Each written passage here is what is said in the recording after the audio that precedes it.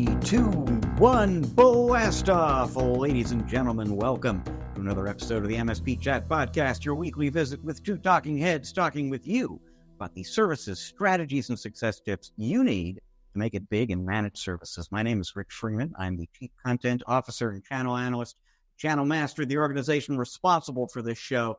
I am joined once again, physically side by side, by our co-host Eric Simpson, our Chief Strategist. Eric, where are we? We're in sunny Southern California, Rich. Your home territory, where I have flown down from Seattle just yesterday so that the two of us can attend the ChannelPro Defend West event, a 2-day security event they're hosting here in Newport Beach. We have a little speaking gig coming up later today. You have a second one tomorrow. We're actually going to be a part of the show, but also soaking up the content. And I get to pal around with my one-time colleagues and buddies at ChannelPro. Yeah, and me too. So how fun, but in a different capacity. Absolutely. Yeah. So you were there at ChannelPro, Rich. You were the founding executive editor for over 17 years. Is that correct? Did I get that right? So there was a little bit of a change in title in there, but I was founding editor.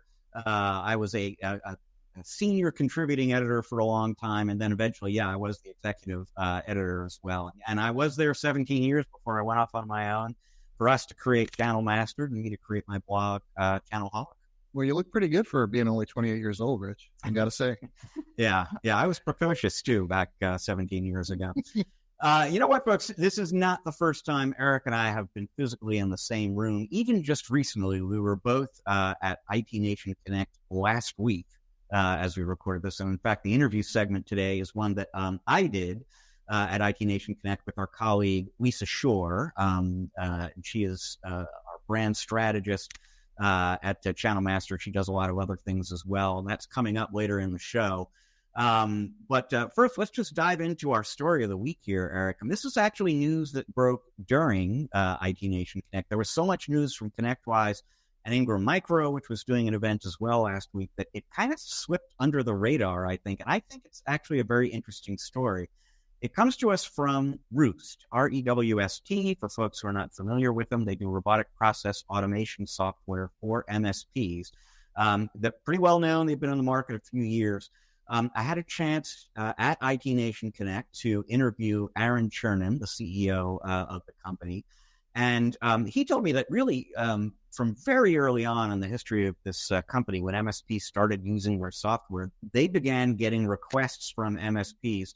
I'm using the software very successfully inside my company right now. Help me use it with my clients as well, because this is streamlining and automating my workflows. I want to help my clients automate their workflows too.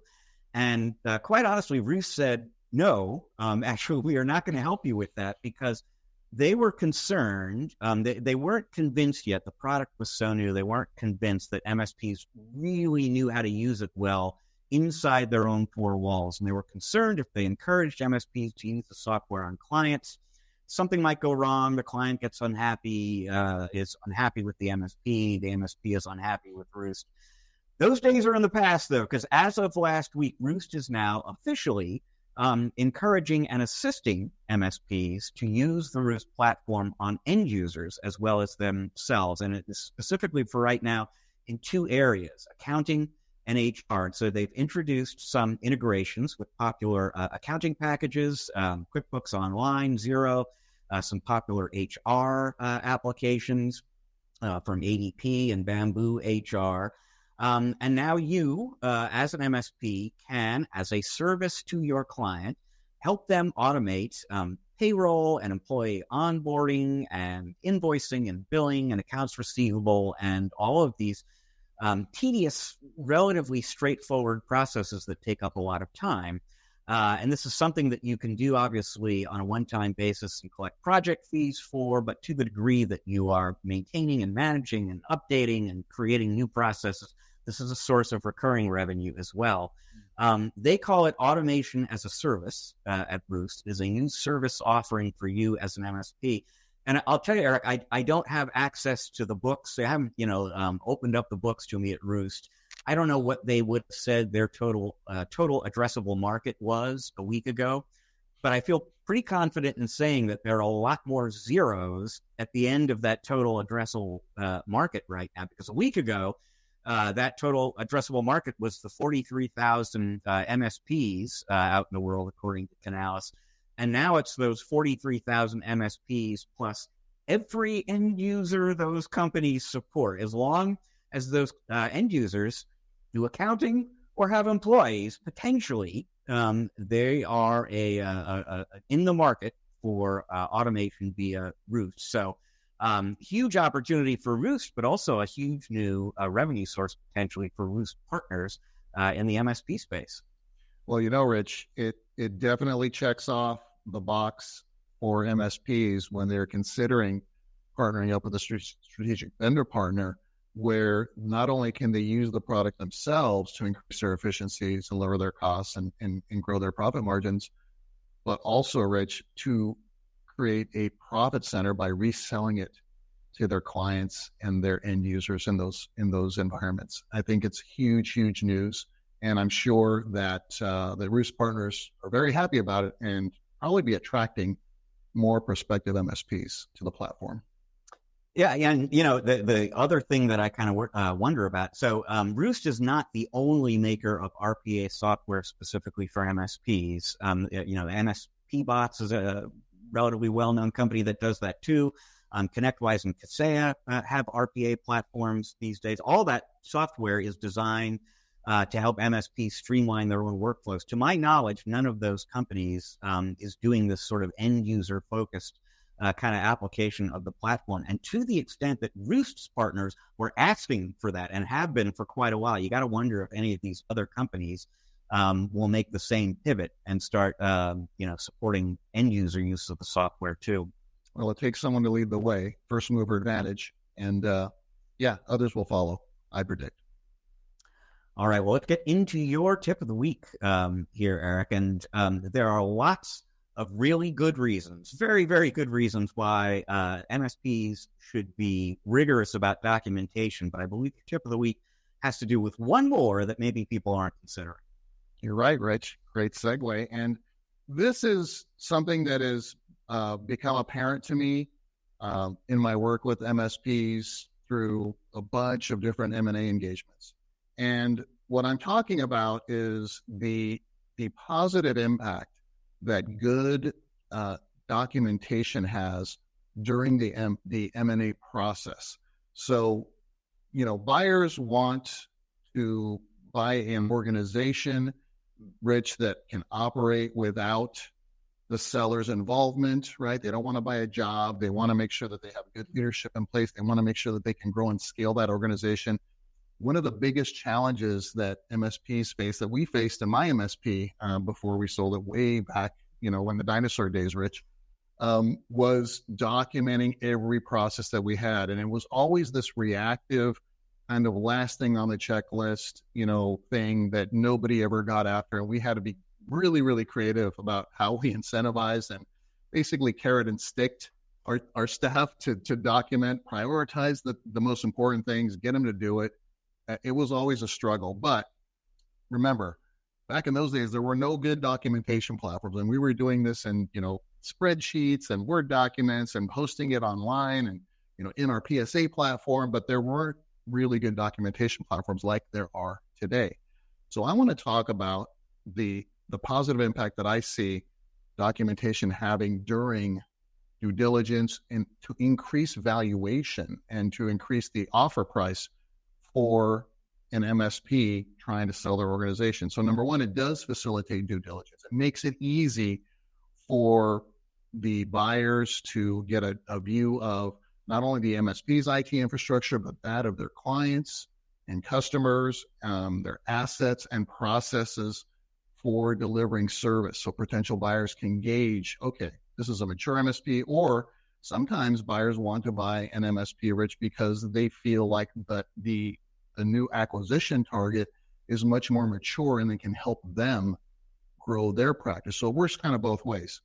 Number two, it reduces transition risk. So post-merger integration is what we're talking about here, Rich. When you're trying to bring two companies together after the deal has been signed, everybody's excited.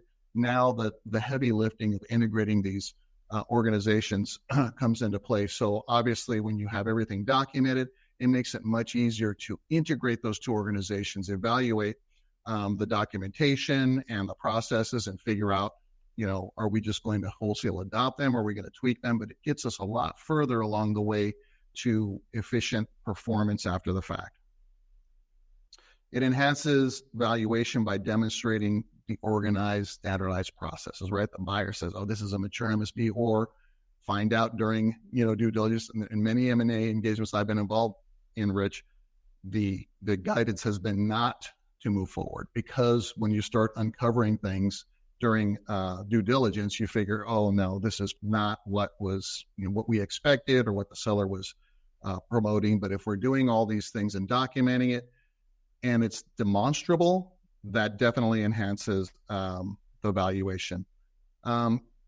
Identifies redundancies, right? So what are we doing in terms of platforms, in terms of hardware, in terms of, everything that we're supporting? We want to, identify synergies from this integration. We want to eliminate redundancies, such as, nobody needs two HR departments and things like that. But we also want to see what's out there in the wild. And if we want to standardize on a specific deliverable, a hardware, a platform, a firewall, that kind of thing. Speeds up the integration, like I said before, and it builds buyer confidence at the end of the day, Rich. I mean, you now have demonstrated to me that what you said about your organization, you can demonstrate is factual, and we can move forward and integrate quickly and get to work building this organization. And I mean, you tell me if I'm right or wrong on this, but the other thing that occurs to me listening to that is, one of the big concerns for an acquirer is what kind of end user churn am I going to be dealing with? How many people kind of bail out when they discover that the MSP they've been doing business with has been acquired? And your ability to maintain consistency of service and a high quality of service after the acquisition is going to be that much better if there's good, solid documentation in place. No, you're absolutely right, Rich. And not only churn from customers potentially leaving, but, buyers are also concerned with employee churn and things like that.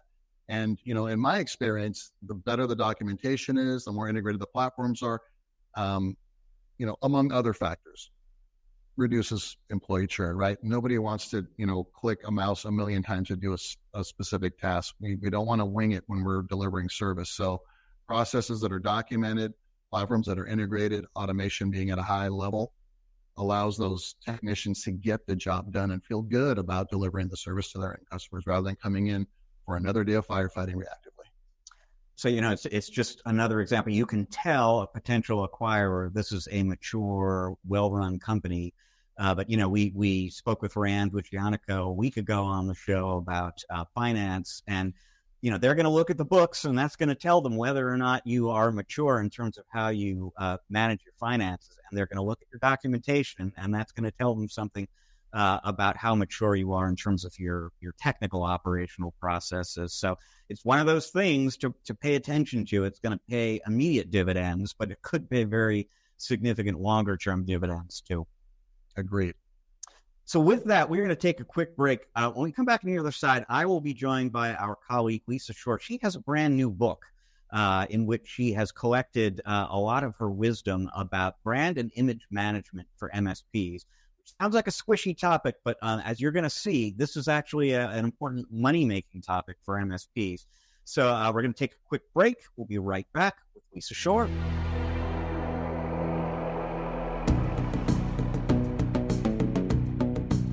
All right, and welcome back to part 2 of this episode of the MSP Chat Podcast, our Spotlight interview segment, where we are joined for the second time, for only the first time in MSP Chat history, by a repeat guest, Lisa Shorr. Wow. Lisa is both co-owner of Secure Future Tech Solutions, an MSP and solution provider in the New England area. She is a personal and corporate brand coach, which is kind of what we're going to be getting into in this conversation here. She is also the chief brand strategist at Channel Master, the organization responsible for this show, and she is my friend of many years as well. Absolutely. Thank you for having me back. time number 2. Let's get into this. This is exciting. Absolutely. And this is super exciting, actually, because we're recording this just weeks after the release, the publication of Lisa's brand new book, Your Brand Unleashed. And for those of you who are listening as opposed to watching, B.R.A.N.D is an acronym, B.R.A.N.D, and we're going to get into that in just a moment. But I gave a very high-level introduction of who you are, Lisa, for folks in the audience who are new to you. Just give them a sense for who you are and what you do. Hello, everybody. I am Lisa Shorr, and for the past 25 years, I have spent immersed in the MSP industry. So my degree is in marketing, but my passion is how to build brands, really trusted brands, so that we stand out from the competition, we grow our businesses, and we really learn how to build trusting relationships to reduce churn and improve profitability. So I have been in this industry for a long time. I became an image consultant. And what I like to say is I'm an image coach. I'm a business coach who specializes on the human side of things. About 10 years ago, when my MSP struggled. We went through a very, very hard time, and I think Rich will talk a little bit about that. And I needed to learn how to actually shift from just marketing logos and brands and websites to actually figuring out how to do a better job marketing and working on the communication skills of my team, my engineers, my sales team. We were struggling. We were losing clients. We were getting fired. And it was a very, very challenging time. So I launched Shorr Success as a result of all of the hard work I put into transforming my own MSP. And so I'm here today with a new book, which is all of the trials and tribulations and stories and solutions that I did to make a difference.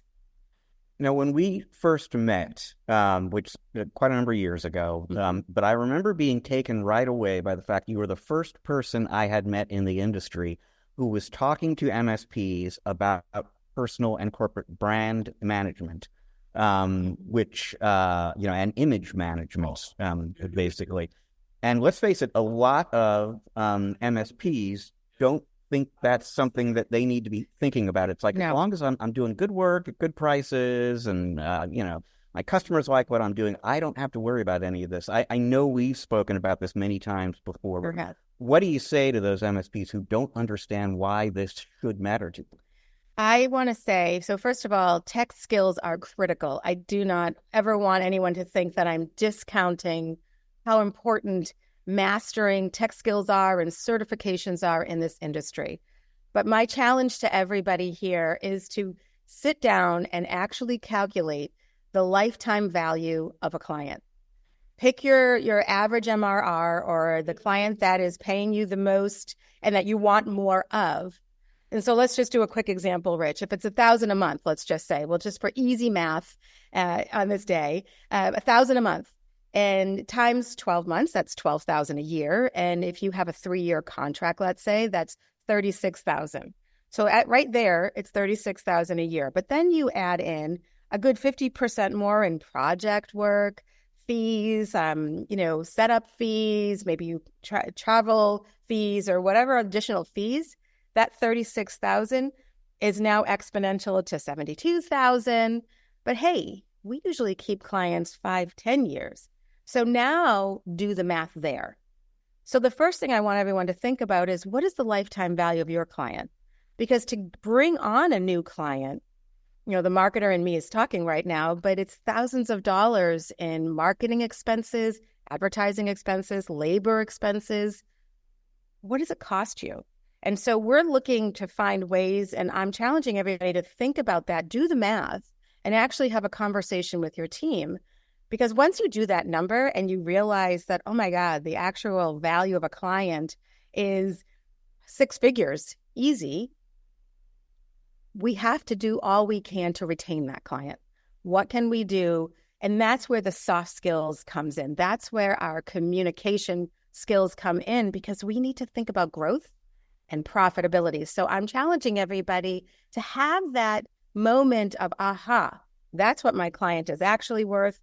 Look at your average churn and how many clients. Churn is a natural part of doing business, But how can we reduce that? We reduce that by setting yourself apart, by building trusting relationships that people just look to you as their trusted advisor, not just their IT provider. We've got to make that paradigm shift.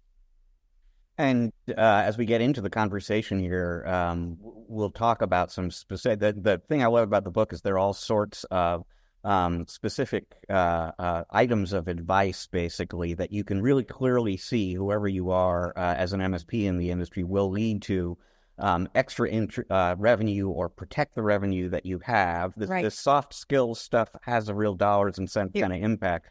But before we do that, and we'll get into the specifics, but I mentioned, the name of the book is your Brand Unleashed. Brand is an acronym, B.R.A.N.D. And so what does B.R.A.N.D. stand for? So B.R.A.N.D. is all of the different facets that I did at Secure Future Tech that I said, I got to take this to the road. So I put it into a method that I could then coach other MSPs. So B stands for behavior. And that really is the foundational of emotional intelligent behavior. So thinking about how we respond. Too often we're quick to judge or quick to respond. And so our voice and our responses don't mirror really how we want to make a client feel. Our urgency might sound annoyed versus we're taking this seriously and we really care about the outcome here. So our behavior matters. Time management, emotional intelligence, empathy over sympathy. Then R is all about respect. The first thing we talked about at Secure Future Tech was respecting the brand that we represent. We didn't have enough conversations at the time to really understand that we had an amazing company that created sustainability for our clients and their growth. And we weren't talking enough about that and what respect that meant. Then we talked about definitely respecting ourselves individually, and we talked about ways to administer self-care, drinking water at our desks instead of a ton of soda, having healthier snacks in our office, taking walks around our building, and what ways can we calm ourselves down, self-soothe ourselves so that we could be a better representation. And the last piece of respect was certainly respecting our clients' brands. And when we walk into their office, what is their culture?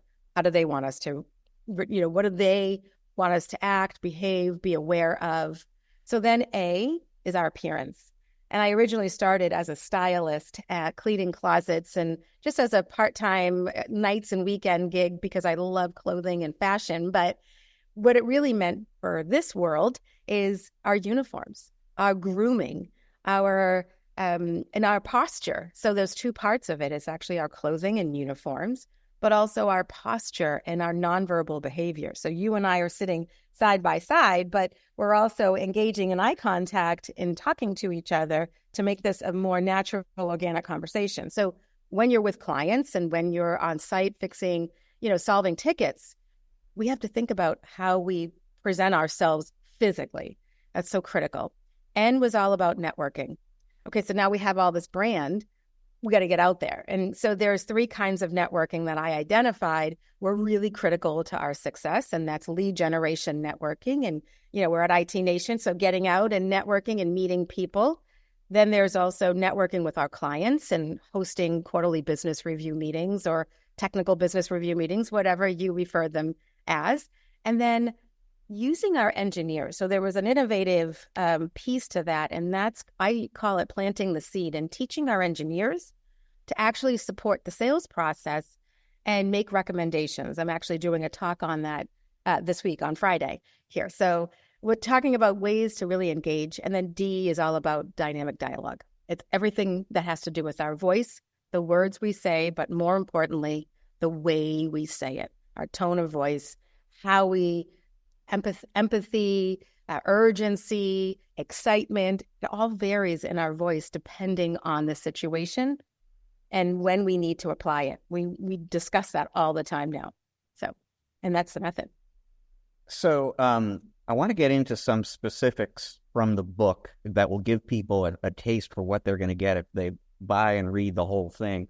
And I would not normally do this, by the way, but I went to the Amazon page for the book before, and there's this bulleted list of things you will learn inside the book.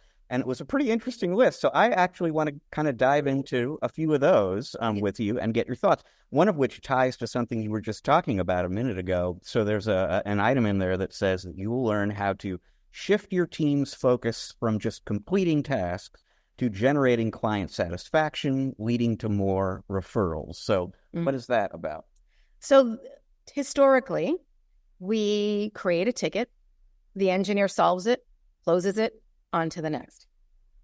That's fine, and that's customer service. So there's a difference between customer service and client experience. There's a massive difference. Customer service is getting the job done, closing tickets, answering phones. Those are part of our day-to-day, sending out an invoice. But what I needed to teach my team, and that I took it to the road, was you're not just actually a ticket closer. You're actually someone who is guiding that client to success in some way, whether it's making them more efficient or more productive, or we specialize in law firms, so it's finding a file if someone's at court and showing and demonstrating urgency, not just closing the ticket and saying, here you go, but saying to the client, okay, I found that file. Do you have what you need? Are you able to open it? Let me know. Are you able to continue your court case? So going that extra mile and having discussions with our team of what that looks like. What does that mean? Because our clients, there are so many MSPs now, Rich, and how do we retain that trust? The way we do that is definitely being innovative in our technology, but it's really being an indispensable partner to your client and demonstrating that desire to help. And we're in a hamster wheel all the time, and we have so many tickets and it's busy. I mean, we're so busy, but we have to take that time and teach our team. It doesn't just naturally happen. You know, I say that we spend so much time monitoring data backups and making sure the health of a hard drive is there, all of those things. We need to also take that same stance with our communication skills so that we can be client satisfaction focused, not just ticket closers. And customer experience focus too, which I think is really important, because you were saying, I mean, ultimately this leads to referrals, and referrals are much more likely to happen when the customer doesn't just think of you as a company that closes the tickets effectively. That's great. They'll say good things about you based on that, but it's the company that delivers an amazing experience 100% that gets that referral. Yep. You have to call Secure Future Tech. You have to call, so absolutely. And that's for all of us in the industry, having that brand recognition is what we want. We want to be known for, you determine your industry. And how do we do that? That takes a lot of effort. It's not just closing tickets. It's being innovative with our technology, but also demonstrating a knowledge of understanding what keeps our clients up at night and showing that we understand that and the actions we take and the behavior we take to build that rapport, to build that respect. I talk about all kinds of strategies in the book of how to build rapport, how to build respect. And there might be some things in there you say, oh, I already know this, Lisa, but my question to you is, how often are you practicing it? How often are you doing this daily? Are you having a conversation daily? Could be a 5-minute conversation, check-in call, reminder with your team about how we're going to be client-focused today. What is it that's going to set us over the edge and really make us that experience partner, not just customer service? So you were talking a moment ago about teaching your technicians to deliver a great customer experience and great customer service. Mm-hmm. And this second item I want to get into is sort of along those lines as well. And this, again, from the Amazon page, it said the book will teach you how to use branded scripting and processes to ensure every team member provides top-notch service. Branded scripting and processes. Tell me more about that. I take all the guesswork out for everybody here. I have almost every kind of script you want. I have it in the book. I call them credibility builders and credibility crushers.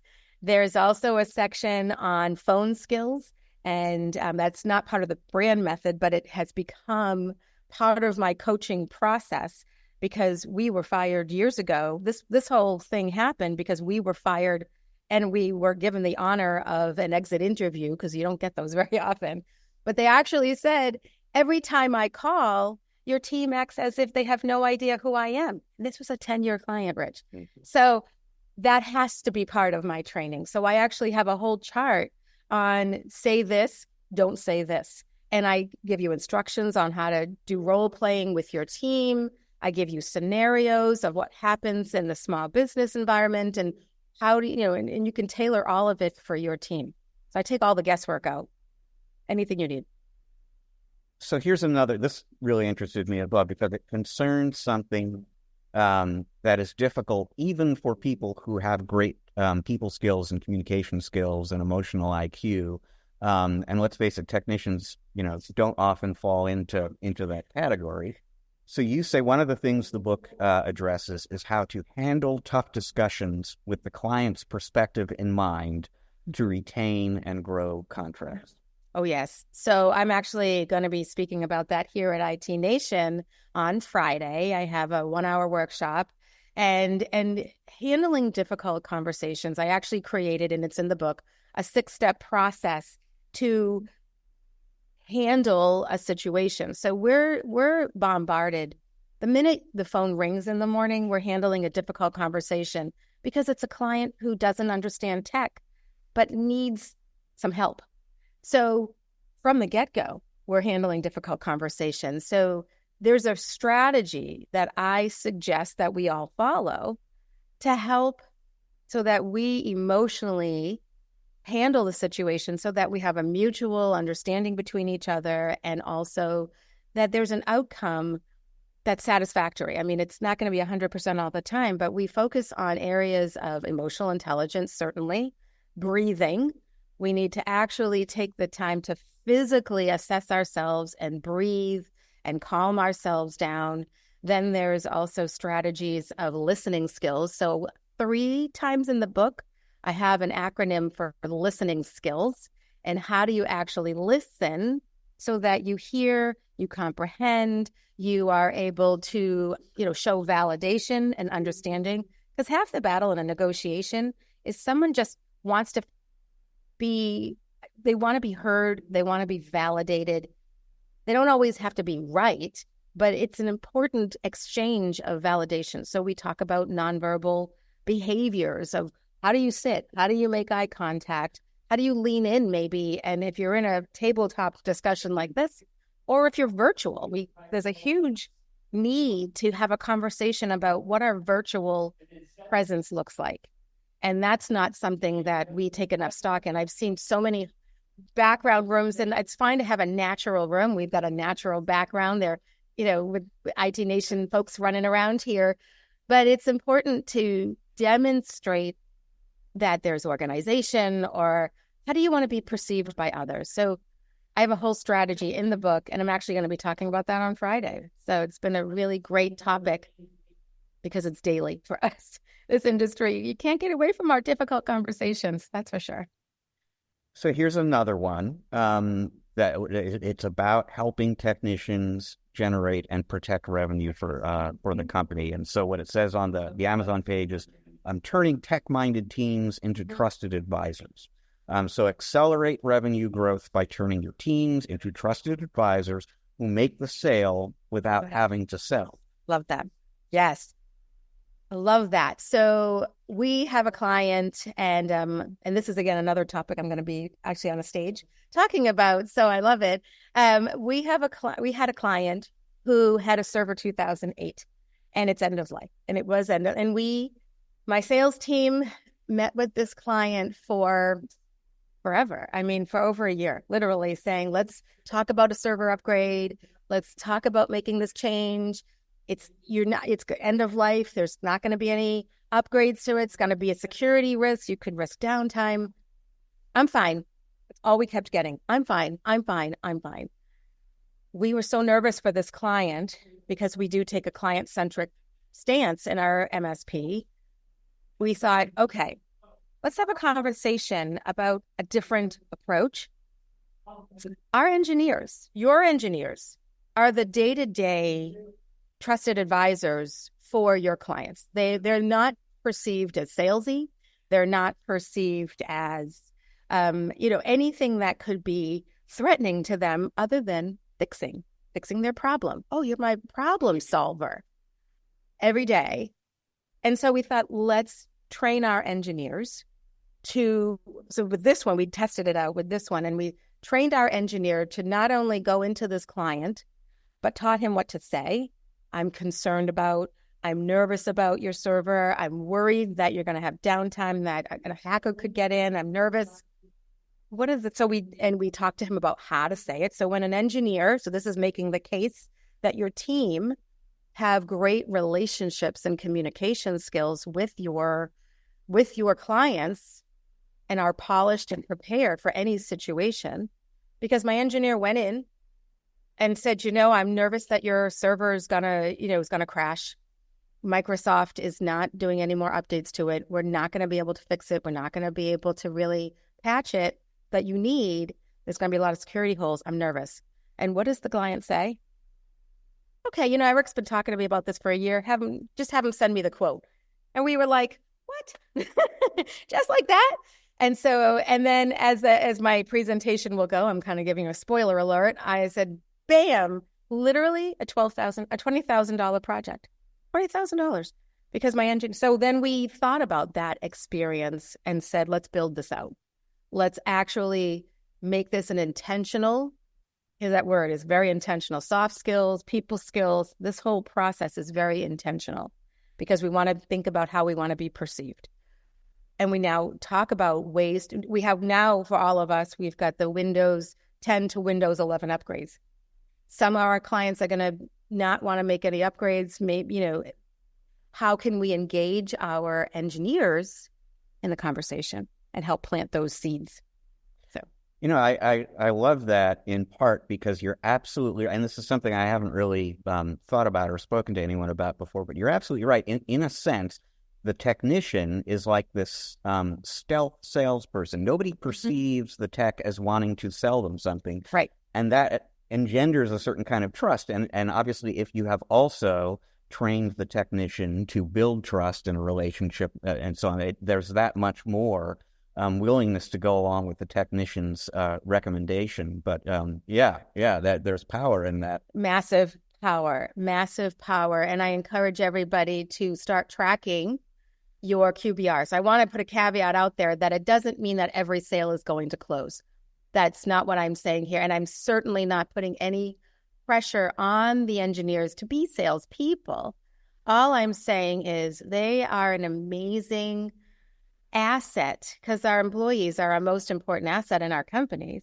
And they're an amazing asset to help plant that seed. And SEED is another acronym. I do love my acronyms because it helps me to stay organized when I coach.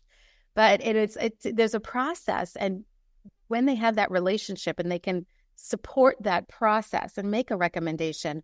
And boy, when it closes, so it benefits everybody because we're not in it we're in it to make money for ourselves. Of course, we need to grow our businesses, but we're also in it to make sure our clients grow and they thrive and they're more efficient and secure and productive.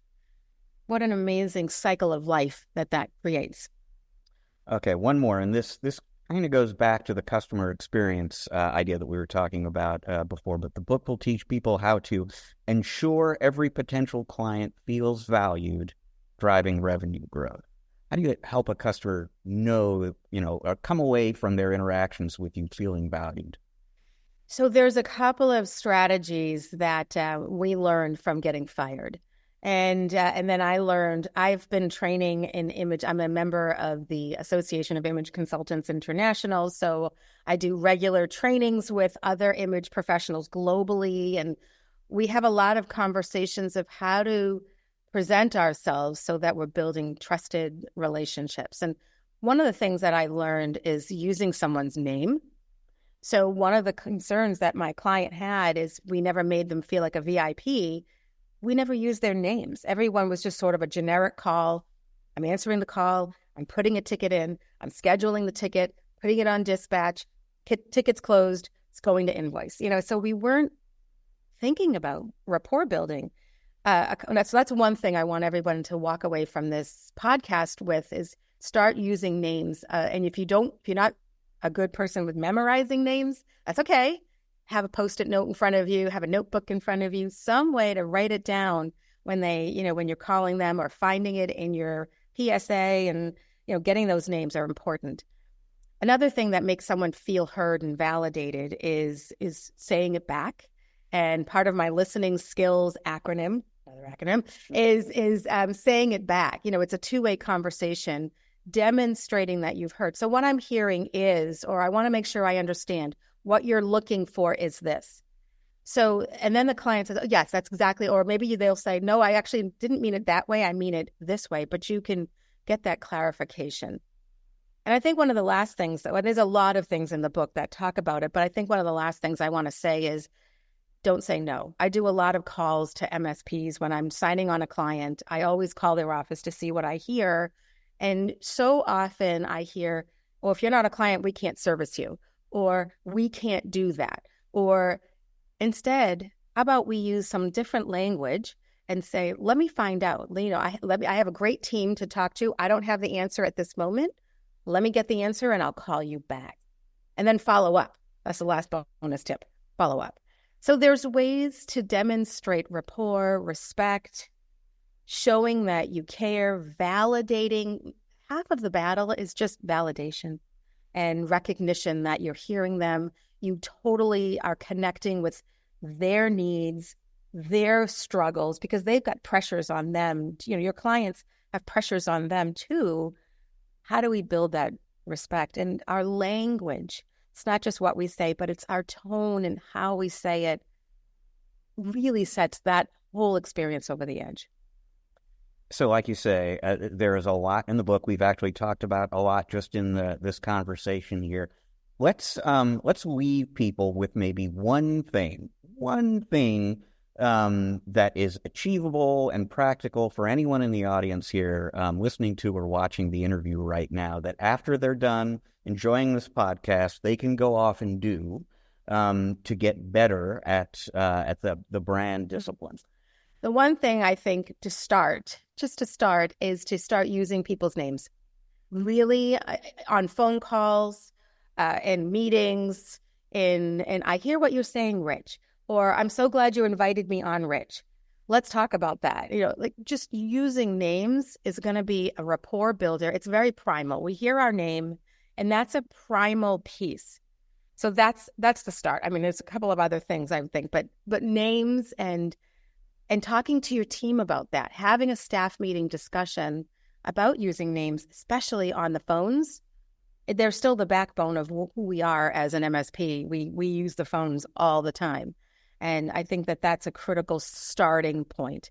And then the book has so many other areas that I created so that they're all staff meeting discussions. Every success exercise is a staff meeting discussion. I give you instructions. I give you conversation starters. I tell you how to do it. But it has to be consistent. That's the key. So the book is Your Brand Unleashed. It is available on Amazon. As we have said, we will have a link to that page in the show notes. The author is Lisa Shorr. Lisa, thanks for joining us on the show. Thank you so much for having me. And once again, your friendship and your support is unmeasured. So thank you. Thank you very much. Folks, we are going to take a quick break. When we come back on the other side, I will be rejoined by Eric. We'll have a few thoughts to share about Lisa and the book and all these great topics we've been talking about here. We'll have a little fun. We'll wrap up the show. Stick around. We are going to be right back.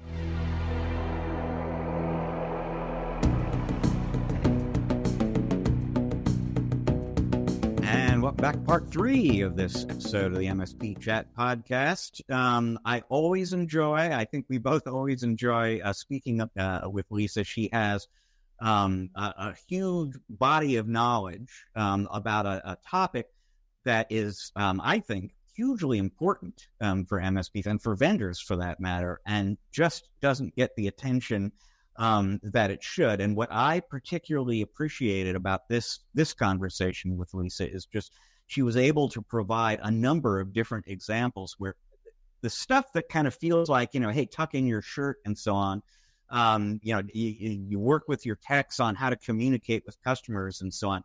It can lead not just to retaining business, but to turning up new business, to generating referrals. This is real, rock solid, dollars and cents kind of stuff. It's not just making a good impression on somebody because you cleaned up nice. Yeah, Rich, it's one of those topics and one of those areas of expertise that MSPs really, have very little knowledge or exposure to when they're building their businesses. I mean, our MSPs challenges include, bringing in new clients, hiring technicians. The Achilles heel, the kryptonite is marketing, sales, brand, image, management, all of that stuff. So yeah, it's a pleasure working with Lisa and learning from her exactly how to connect these dots, because it's kind of a larger, expansive conversation when you hear how she expresses how it's the core of the organization and how existing clients and prospects view your organization, as well as employees and prospective hires.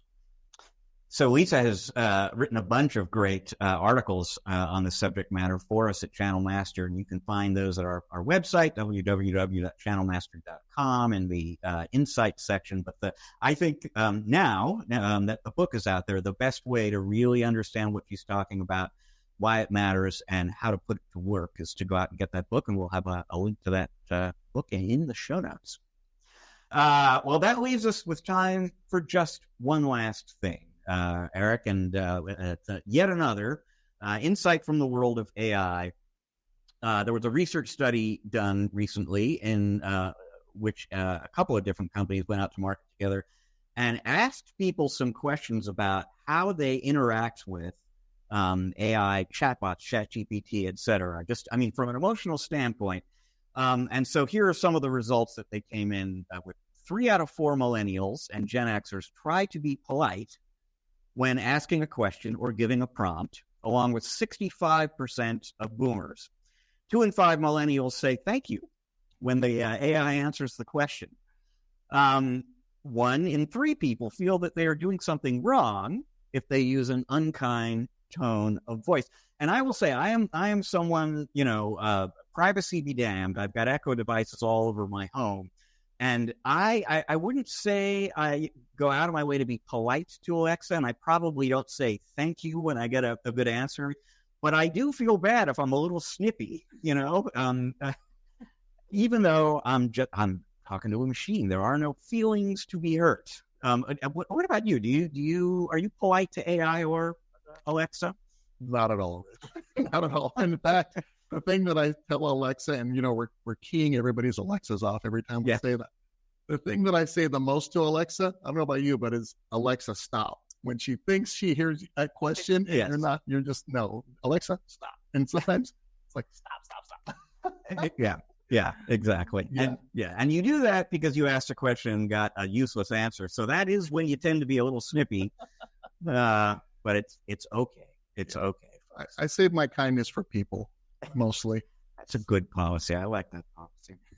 Well, folks, that is all the time we have for you on this episode of the show. We thank you so much for joining us. We're going to be back again in another week's time with another episode for you. Until then, I will remind you this is both a video and an audio podcast.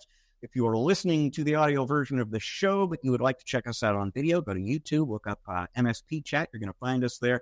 If you're watching us on YouTube, but you're into audio podcasts, go to Spotify, Google, Apple, wherever you get your podcasts. You're going to find us there too. And wherever you find us, subscribe, rate, review. It's going to help other people find and enjoy the show just like you do. The show is produced by the great Russ Johns. It is edited by the great Riley Simpson. They are both part of the team with us, Channel Master. They would be very happy to help you create a podcast of your own.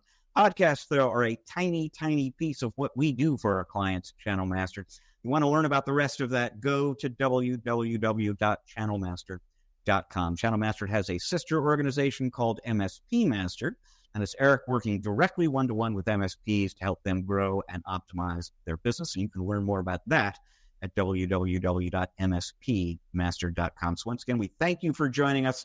We'll be back again in a week with another episode for you. Until then, please always remember, you can't spell channel without MSP.